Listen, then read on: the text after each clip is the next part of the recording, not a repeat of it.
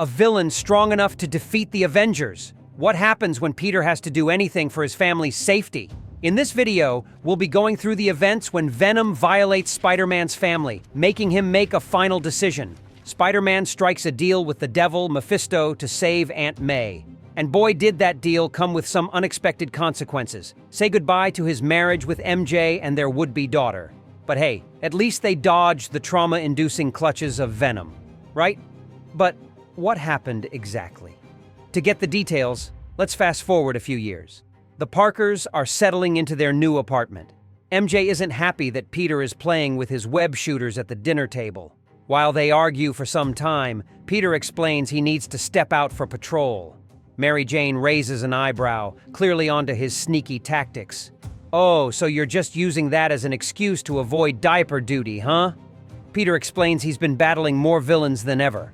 MJ wishes other heroes would cut Peter some slack so he could spend more quality time at home. Apart from hero duty, Peter still has his normal job at the Daily Bugle.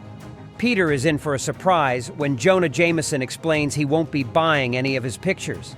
Some of the city's best heroes had gone missing, and the mayor was trying to keep everything quiet before the rumors got out of hand. Peter immediately knew something was wrong.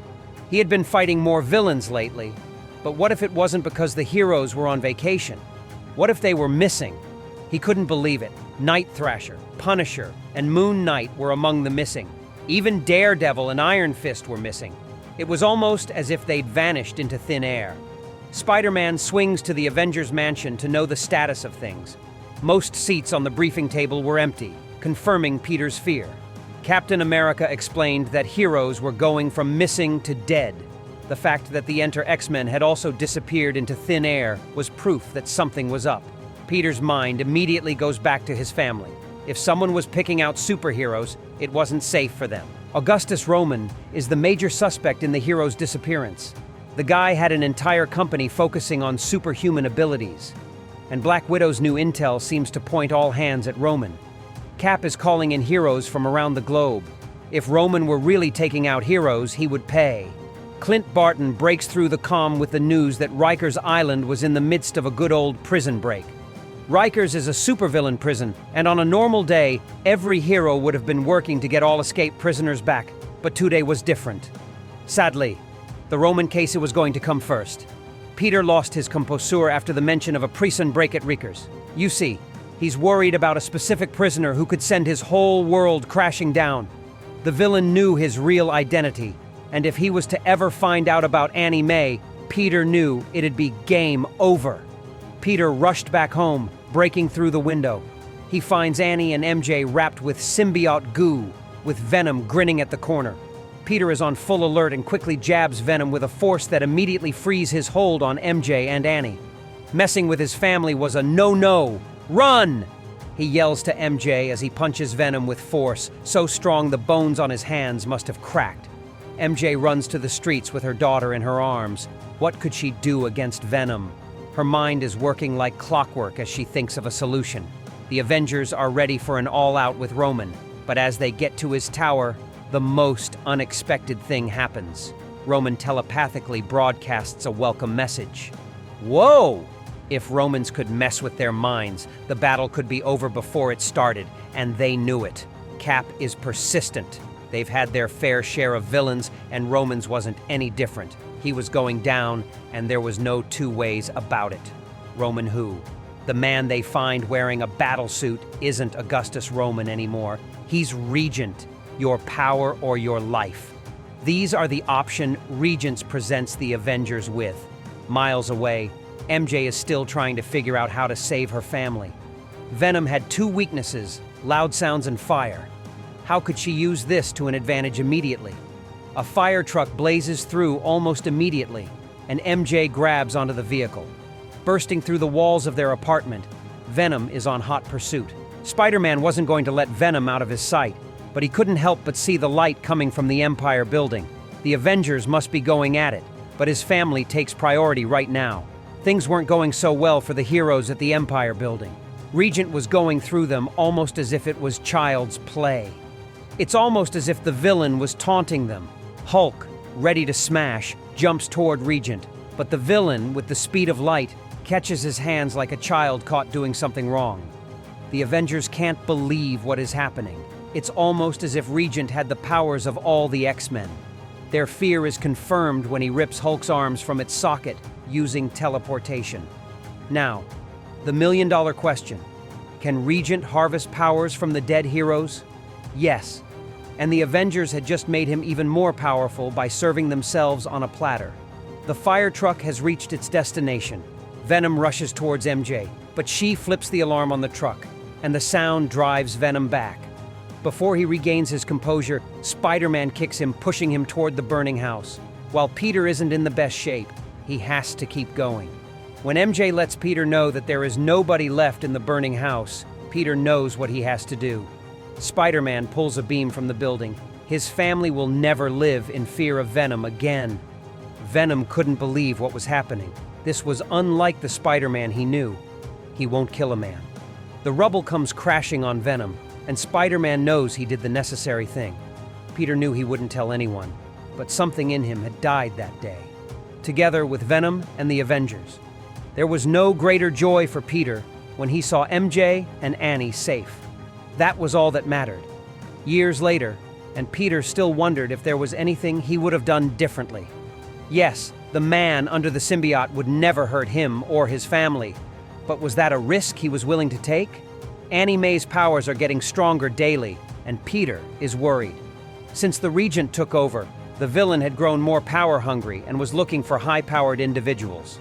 To avoid detection, Peter built bracelets that could inhibit powers for her and Annie. The only problem is that Annie may have broken hers, leaving her vulnerable to detection. Peter had to get a replacement before Annie was noticed. Technology innovation through the years had been through the roof. It was almost easier to forget about the Regent when you had flying zero-gravity cars. While Peter runs off to work, MJ reminds Annie to be a good girl at school and not to use her powers no matter what. While Annie isn't happy hiding who she is, she hugs her mom and enters the school. Peter hits gold with his job at the Bugle when he witnesses Dennis Dunphy, aka Demolition Man, fighting off Regent's goons. Peter knew better than to get involved. He was a family man now, and he wasn't going to do anything to jeopardize his family's safety. Regent's goons finally succeed in taking down Dunphy. Bobby Morse and Aaron Davis watched everything play out. They place a call to S.H.I.E.L.D. to know if it's a go for an extraction mission. Their boss tells them not to engage. If Dunphy can't get out of the mess on his own, then he's no good. We can as well have Regent have a go at him. Rhino, Boomerang, and Shocker are proud of themselves. They are sure Regent would be happy. And if he was in a particularly good mood, a reward might be in the books. In contrast to their expectations, Regent is disappointed. He wants high-powered individuals, not mid-level. Bettel enters the room with news that wipes the disappointment off Regent's face. The censors had picked up on an unusually high power rating from the public school. Regent can't hide his excitement. He can't wait to know which new powers he'll get his hands on. Peter hears the report of an assault team moving toward the public school and quickly puts two and two together. That was Annie May's school, and the bracelet wasn't working. Peter takes off. There's no time to wear his costume, and he quickly pulls his hoodie over his face. Peter's makeshift costume doesn't fool anyone, as they know that only Spider-Man can walk on walls like that. Mary Jane is running towards the school. Yes, she didn't have powers, but she wouldn't sit back while some psycho kidnapped her daughter. At the public school, everything is in chaos as people run out. There's a girl with superpowers. Annie May still couldn't believe her eyes. Her friends were just like her. The Regent's goon finds the power signal's source. A family of young superheroes, Katie, Alex, Jack, and Julie.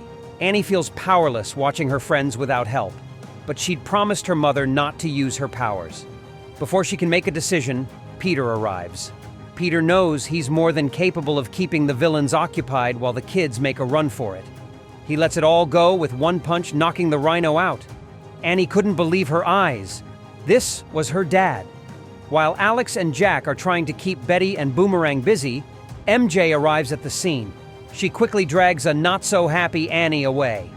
They need our help. Dad needs us. MJ is having none of it. The Power Boys are also eager to find alongside Peter. He explains it'll be game over if the cops or Regent arrives. They finally listen and take off. Betel knew this was her chance to be on the best side with Regent. She just had to capture Spider-Man. She tries to choke him, but she's no match as a punch sends her to Dreamland.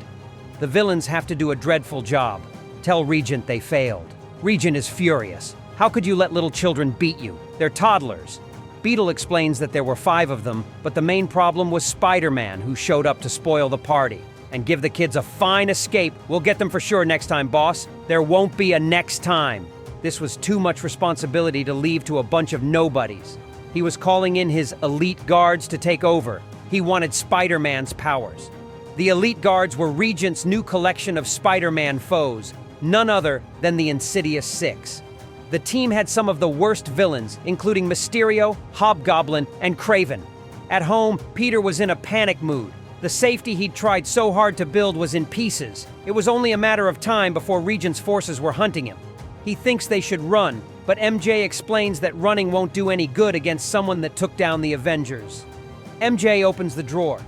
She'd been holding on to this, hoping he wouldn't need it. It's one of Peter's old costumes, the black. At this point, Peter knew he would do whatever it took to keep his family safe. And not even a villain as strong as Regent would be a problem. Does Spider-Man have what it takes to defeat Regent? We've come to the end of this video, and if you enjoyed it, click on the like and subscribe button to find other videos like this.